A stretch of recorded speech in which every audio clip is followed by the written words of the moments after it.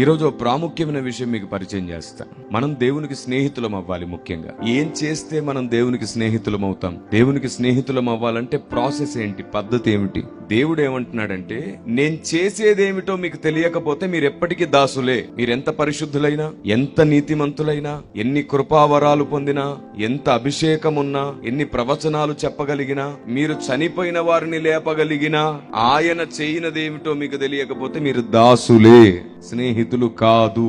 స్నేహం అభిషేకాన్ని బట్టి, కృపావరములను బట్టి, అద్భుతాలను బట్టి కాదు, ఆయన ఉద్దేశములను బట్టి స్నేహం ముడిపడుతుంది. దేవునికి స్తోత్రం కలుగునుగాక.